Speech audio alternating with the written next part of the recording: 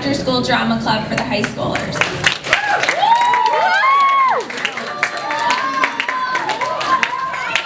These wonderful students behind me have spent their time learning the basics of stage directions, exploring various playwrights, and learning how to improvise and how to act. We have played games together. We have argued.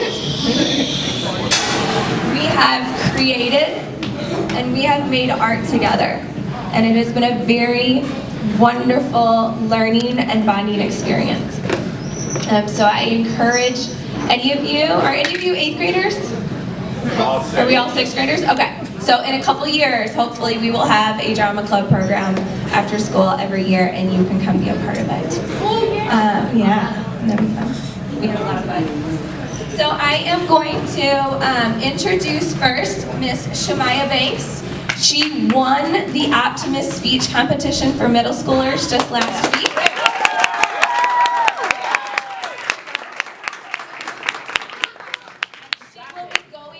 To the next round of competition. I also want to take this time to acknowledge our own high school student, Mr. Jerry, over here, who was the runner-up to the high school. And you will get to hear his speech at the very end. So without further ado, Ms. Shemaya, you are ready to go, and then the high schoolers will go after you. Do you need the microphone? I don't think so. She don't need it. Okay. What the world came from optimism. Shea Moore once said, all men dream, but not equal. Those dream by night in the dusty recesses of their mind, wake in the day to find that it was vanity. But the dreamers of the day are dangerous men, for they may act out their dreams with open eyes to make it possible. This quote may seem like it has nothing to do with optimism, but in fact it does. Those dreams are visions. Tiny, unlimited pieces of optimism that can be used if you just open your eyes and make it possible. A pessimist would say, it is not possible to dream with your eyes open, but dream such dreams of hope, happiness, and wellness. But they're wrong. I am a daydreamer. I make it my daily mission to think of the positive side of the situation. In classes like social studies, when we read about things like terrible work conditions, droughts in California, I like to think of the positive. I try to ask, how could I help or make it better? I try to envision a utopia upon earth, where optimism is a given power.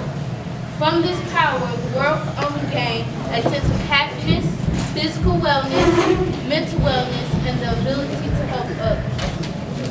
Happiness. When you say this word gives you a good feeling when you say it. But what does it really mean? To me, it means to find a feeling of at peace. Just think of the world at peace, full of serenity. Then it will really be a utopia, a place filled with happiness and peace. When everyone is happy, then they'll be able to see their ability to think positive. You'll be able to use your piece of optimism and gain a happiness or a mental and physical wellness. Sometimes negativity can delay positivity. Negativity is the opposite of positivity. Negative influences such as bad friends or negative words can cause a bad mental or physical state. Here is something everyone in the audience should take to heart, because these words can lead you to the right path through anything. Too strong for fear and too happy to permit the presence of trouble. These ideas stated by the Optimist Creed inspires me. It inspires me to be too strong for negativity. Negativity is just a state of mind that makes you think all is wrong. But if you believe in your heart that you are positive, then it won't be delayed by negativity anymore. Positivity will flood in like a rainbow after a storm. In our life, everyone experiences a moment where they're perhaps not feeling positive or perhaps feeling lost. For example, family or school problems. Optimism is something you should have at those times. Optimism is the ability to never give up. Even when life life takes you down, you have to get back up. Giving up is not an option when you are optimistic, because there is always a better path. Optimism is the path. It is the path of light or hope. I discovered this path when I was little. In 1st and 5th grade, I was bullied. I was bullied for being smart. I was bullied for being happy.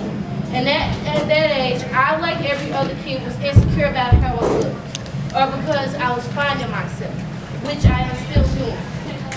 I still didn't give up. I didn't let them get to me, even when I felt like I was.